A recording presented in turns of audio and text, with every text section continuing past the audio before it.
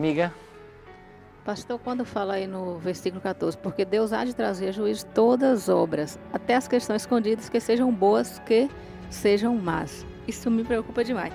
Eu queria que o senhor esclarecesse assim, de uma forma bem eloquente, isso aí, de que forma Deus vai trazer as obras que sejam más, que sejam boas.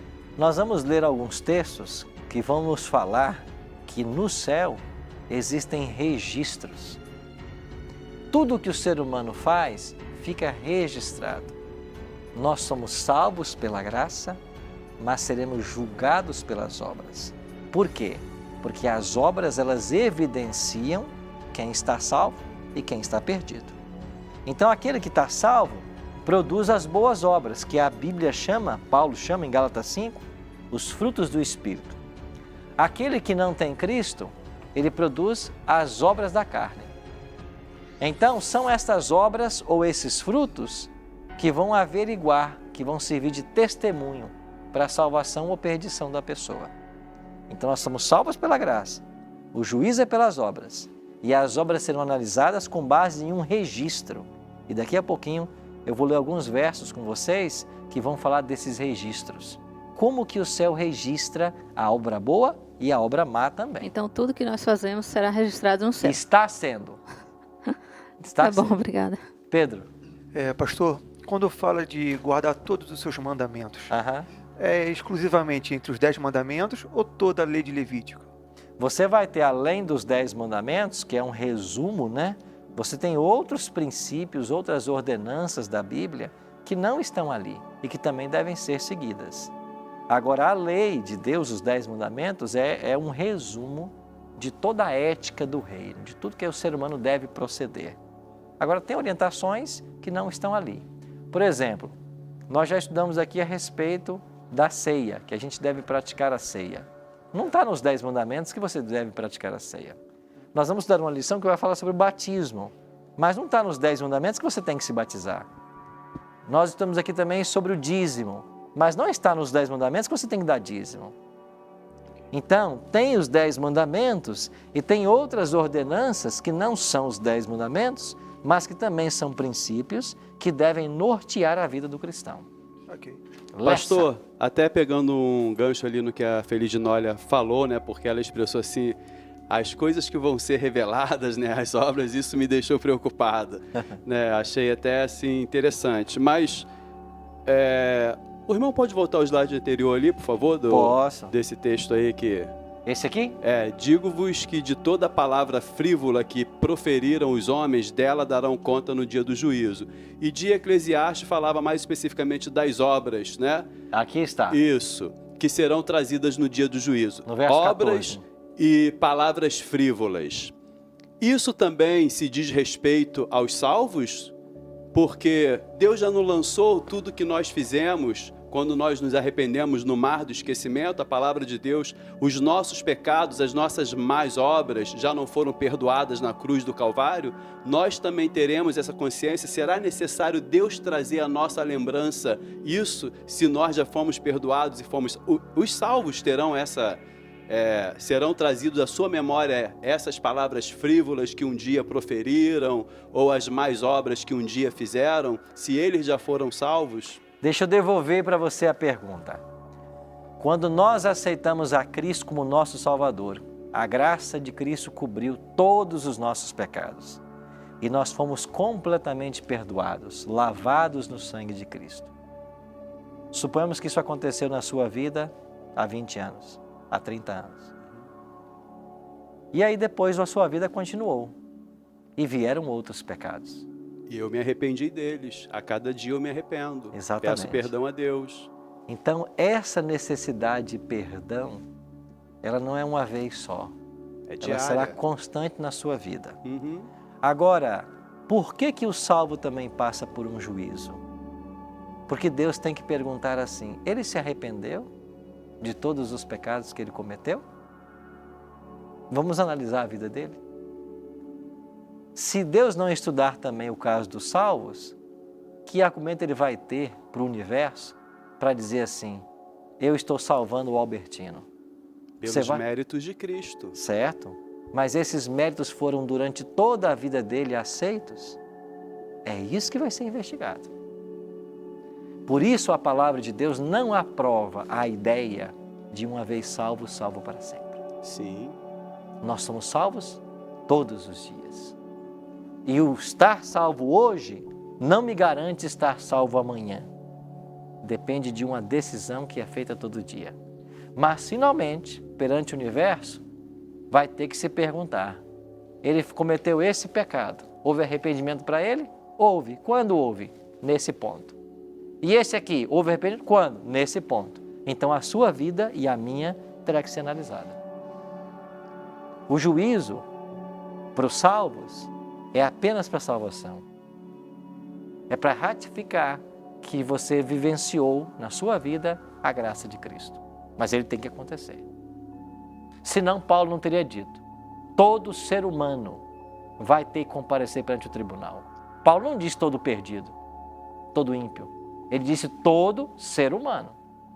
Então, a Bíblia não tem contradição. Se você for para Eclesiastes, é o dever de todo homem. Não é dos salvos, não é dos perdidos, todo homem. Mas quando passarmos pelas fases, vamos trazer mais luz sobre esse assunto. Ok? Pedro? Pastor... Vai falar muito hoje o Pedro. Pedro é da área jurídica, é advogado, então vai falar mais. Acredito que sejam leis diferentes. Mas uma coisa que o senhor falou e me deixou intrigado foi quanto a você pode perder a sua salvação. E eu aprendi a doutrina que uma vez salvo, salvo para sempre. Que fomos escolhidos desde a fundação do mundo. E tem até um versículo, acho que está em Romanos, não lembro de direito, né? Que no ventre Deus já repudiou um e amou o outro. E quem somos nós para dizer se o ato dele é justo ou injusto? Entendeu? Eu acho que a doutrina é reformada, né? E isso foi me ensinado e não vejo nenhuma injustiça em tal ato, porque não há mérito na nossa salvação. É meio que você, não, eu não pequei a partir daqui, Senhor. Então, eu lembrei de pedir perdão por todos os meus pecados. É como se uma parcela da responsabilidade da salvação estivesse comigo. E não, 100% dela é por Cristo, é pela graça dela. E isso eu achei meio contraditório. Ok. Vamos pensar um pouquinho nessa crença que é difundida por aí e você também aprendeu assim. Se Deus escolhe no ventre quem vai se salvar e quem vai se perder, qual é o critério que ele usa para a escolha?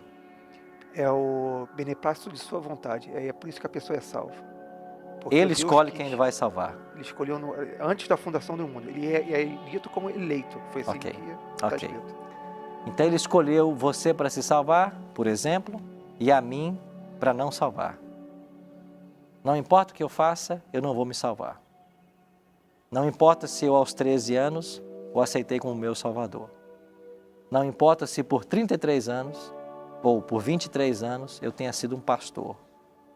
Não importa se eu tenho dedicado a minha vida para pregar o evangelho dele. Não importa se eu tenho educado meus filhos no caminho do Senhor para irem para o céu. Talvez um dia os meus 3 filhos estejam no céu com minha esposa e eles perguntarão pelo pai deles. Deus vai dizer: não, eu não escolhi seu pai. Você acha isso justo? É porque, ao menos, não parece justo, porque é impossível ao ímpio que nasceu do pecado, nasceu mal, amar a Cristo. Foi isso que nos ensinou. E se você o ama, se você segue você só pode amá-lo, você só pode crer porque antes você foi escolhido. É impossível alguém tão invado do pecado, tão cheio do mal em si, amar algo tão puro como Deus, se você não tivesse sido escolhido antes. Quer dizer então que se eu comecei a amar a Cristo então é porque eu sou escolhido? De certa forma, sim. Alguns se afastaram, na própria Bíblia diz que alguns se afastaram. E Paulo diz, é porque eles nunca foram de nós. Nunca foram escolhidos? Sim. Então o ímpio que não foi escolhido, ele não tem o direito de ser salvo. O ímpio que não foi escolhido não cumprirá os requisitos. Não, ele não tem o direito. Correto. E você acha isso justo?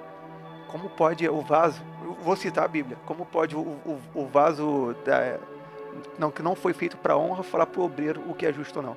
Ora, nós sermos salvos... Mas se ele não teve a oportunidade da escolha, aonde está o livre-arbítrio do ser humano? É o que eu te pergunto, onde está o livre-arbítrio na Bíblia? Não existiria. se houvesse predestinação. Para a salvação, foi o que me ensinaram. Para Ok. a salvação, não. Então vamos ao que a Bíblia ensina. Paulo diz assim, ou Pedro diz assim. Deixa eu ler o texto para você que vai nos ajudar. Lá na segunda carta de Pedro.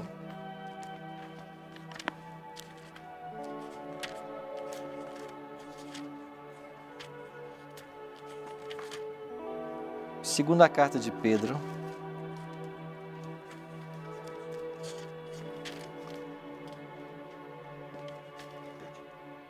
Capítulo 3.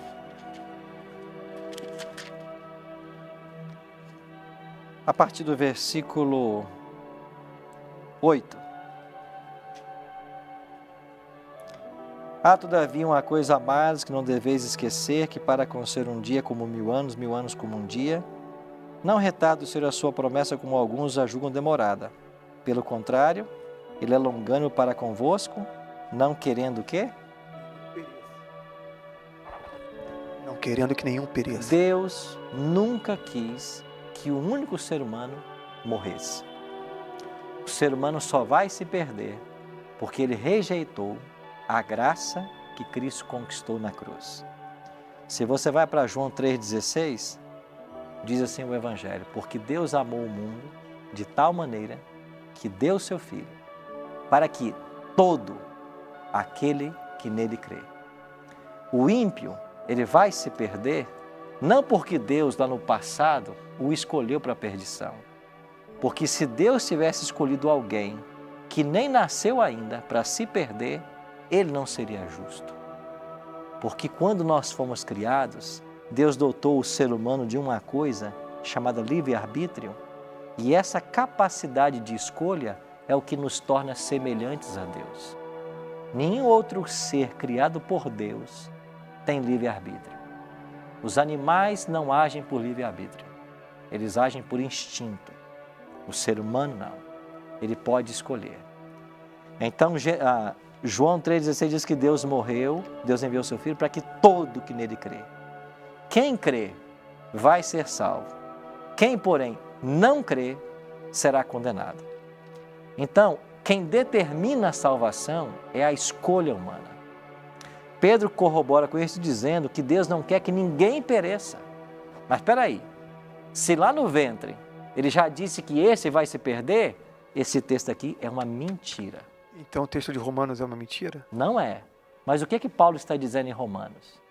Aqueles que um dia creram e depois se afastaram de nós, nunca eram dos nossos, porque a conversão não foi genuína.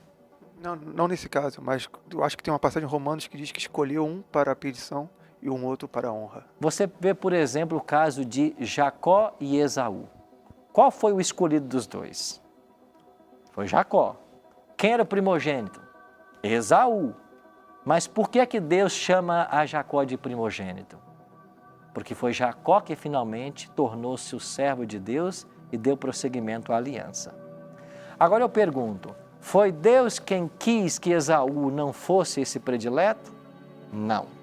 Tem um axioma em teologia que ensina o seguinte: a presciência divina não é causativa. O fato de Deus saber que você vai se perder não interfere na sua decisão. Porque finalmente Deus, se Ele é onisciente, Ele sabe quem vai salvar e quem vai se perder, certo? Ele é onisciente, Ele sabe. Mas o fato de Deus ser onisciente não interfere na sua decisão. Você vai se perder não porque Ele sabia, porque você escolheu se perder, não escolheu a salvação. O fato de Deus saber que Judas ia trair a Cristo não levou Judas a trair. Então, quando o profeta no Antigo Testamento diz assim, que Jesus seria traído por um dos seus amigos, ele profetizou a experiência de Judas, mas não tinha que ser Judas. Ele escolheu negar o seu Senhor. Então, o fato de Deus saber o que vai acontecer não provoca aquilo, mas Deus sabe porque a pessoa escolheria. É uma presciência, não é uma eleição. Claro! Se você disser que alguns são eleitos para a salvação e outros para a perdição, que critério Deus usa? Ele usa o critério dele. Então o ser humano não tem mais escolha. Aí eu te pergunto, eu fui escolhido para a salvação. Aí tem um outro problema, que é o outro lado. Deus me escolheu para a salvação. Aí sabe o que ensina essa doutrina? Não importa o que você faça, finalmente você vai ser salvo. Mas espera aí, como assim não importa? Se eu serei julgado pelas obras, e eu só estou lendo aqui uns 3, 4 textos, poderíamos ler 20, como que não importa o que eu faça, eu vou ser salvo? Então, o que nós entendemos de predestinação ou eleição, que é o termo mais que Paulo usa, é o seguinte: todo ser humano foi eleito para a salvação. Agora, esta eleição, ela é obrigatória? Não. A pessoa pode dizer não. É por isso que a palavra de Deus diz assim: aquele que está em pé, cuide para que não caia. E Apocalipse 2:10 diz assim: ser fiel até a morte, e eu vou te dar a coroa da vida. Então, se eu for fiel hoje, não amanhã, eu perco a minha coroa da vida. Então, Pedro, foi bom você levantar essa questão, porque muita gente tem essa dúvida. E a grande questão é que a Bíblia não apresenta isso. O que a Bíblia apresenta é que todos nós fomos eleitos, mas essa eleição também pode ser rejeitada. Porque se não pudesse, aonde estaria o arbítrio humano, o livre-arbítrio? Ele seria totalmente tolhido. Então Deus quer salvar a todos, e todos que quiserem serão salvos.